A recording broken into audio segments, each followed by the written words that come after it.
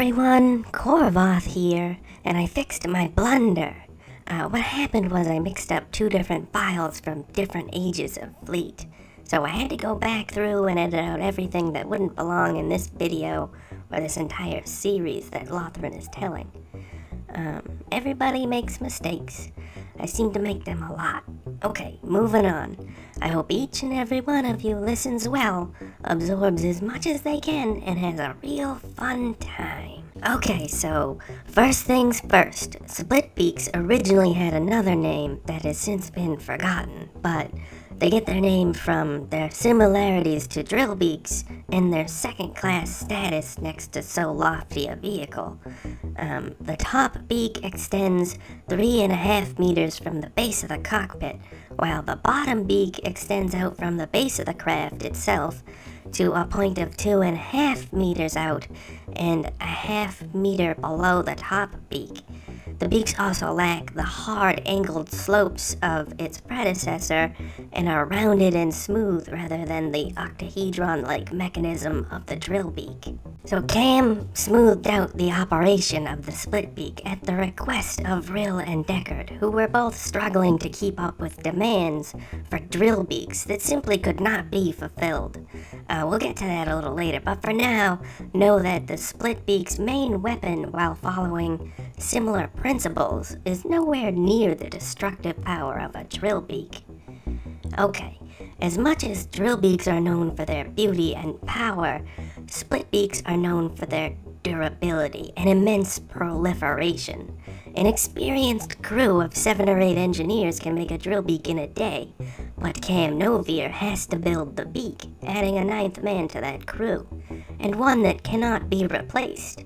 No one else has any idea how he does what he does inside the beak. The cascading Fisher laser cannon miniaturization process is a mystery to all but Kam Novir. But in the ugly duckling hatchery, part of the slang of being a flight pilot, within Daramore Naval Forces, this is slang for SplitBeaks themselves. SplitBeaks take a team of 3 freshy engineers, fresh out of training, and 1 moderately experienced engineer, and they can make 2 SplitBeaks every day. So yeah, SplitBeaks at the end of Kam Novir's lifespan outnumber drillbeaks 1,000 to 1. Kam Novir, not to be outdone by himself and his previous advancements, figured out a method of mass-producing the first miniature Stonewall Class 9 diffusive shield. But he did have to set up a specialized secondary engine just to power it. So SplitBeaks have an extra bulbous compartment on the belly of this particular beast. And then its Class 5 ablative armor keep the SplitBeak extremely, almost impossibly well defended, if only as fast as the average Kozor fighter, which is quite slow, and while having the same engine setup as a drillbeak. Kam did this in the hopes that one day he could teach someone else how to set up a proper drillbeak main weapon and boost their production, but alas, it was never really meant to be. On to the weapons. These pudgy ducks, as their pilots oft refer to them, are decently armed, but that's them at their best. Each comes with a pair of rotating Gatling laser cannons, which are extremely short range at 500 meters, but capable of lobbing shots at a pace of 23 per second during full spin, which takes about 5 seconds of firing to get up to the full spin. Next to those, on the rounded and stubby forward and upswept wings, closer to the pilot, are 3 stock standard Kozor homing missiles, functional at ranges of 2 to 3,500 meters, but easy to shake as well, and the 3rd weapon slot is designed to attach whatever weapon the crews that receive these ugly beasts decide is best for the role their commanders wish to apply them to. I know, it's a bit lazy to design a weapon slot and then just leave it up to someone else to fill it, but trust me, you'll see why this was done in a bit.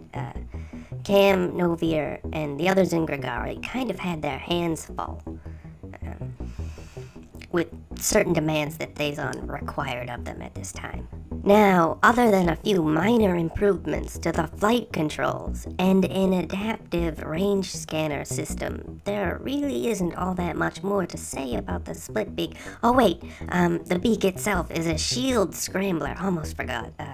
So most Daramore and Novir standard shields are basic reflective shields, meaning they reflect various percentages of the attacks off into space. More advanced shield tech emerging at this time is called diffusers, which absorb set amounts of energy from attacks and use that energy to temporarily harden and strengthen the shields. This tech is in its infancy though, so you won't be seeing it much other than on the SplitBeak itself. So, one of the great things about the SplitBeak main gun is that while it doesn't do any damage of its own, cannons like it typically had to be primed to one function, but with the scrambler it hurts and lessens the efficacy of all shields, forcing pilots to recalibrate on the fly while in combat if they want to have their shields remain active. The idea being, if an enemy pilot is focused on getting their shield back up, they're not focused on firing upon you, which is a good thing indeed. Now, moving on, I'd like to take this time to talk about the culture that quickly formed around these two related fighter craft. First, while it would seem to an outsider that drillbeak pilots might see themselves as above those piloting SplitBeaks, and there is likely some of that behavior, but by and large, the pilots of both craft actually see each other as closer kin than would the rest of the entire fleet. This is because the ships came out in roughly the same time frame, and drillbeaks, while more sought after, are so much rarer. In my opinion, typically all orders for drillbeaks, from what I've seen of the missives and all that, would then receive a partial fill of those craft, and then double the remaining number of SplitBeaks. And while a shipment isn't what the general of a flight chief in question asked for, or who's going to turn down free ships, really. And now with drillbeaks in such short supply and repairs difficult to impossible, only the most skilled and efficient work crews can keep drillbeaks afloat long term. So naturally, drillbeak pilots had only two options: sit back and spin on a perpetual waiting list, or swallow an ugly bullet and take up the role of one of the many SplitBeak flights, or squads, usually as the commanding pilot, while maintaining their Wrangler status. Of special note, the Wranglers without their saddles, those that stayed on the waiting lists or became maimed in some way, are also the first pilots to get together and make their own flight sims out of spare holo projectors and Kam's intuitive control spider flight chairs and whatever parts they can dig up and network together. And it's from many such independent mama bird nests that are eventually snuffed out by Daramore HQ and then brought to and reimagined in the Grigari system under the guidance of Real Kam and a few maimed former drillbeak pilots, disgruntled about the loss of their one remaining connection to the drillbeak lifestyle.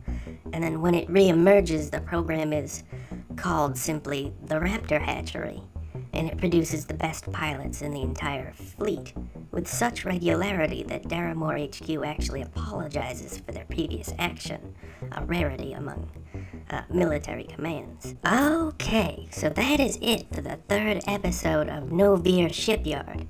I had an amazing time, and I hope you all have as well. I put a ton of work into this video, and it would mean the entire world to me if you put a teeny tiny comment, just one, down below.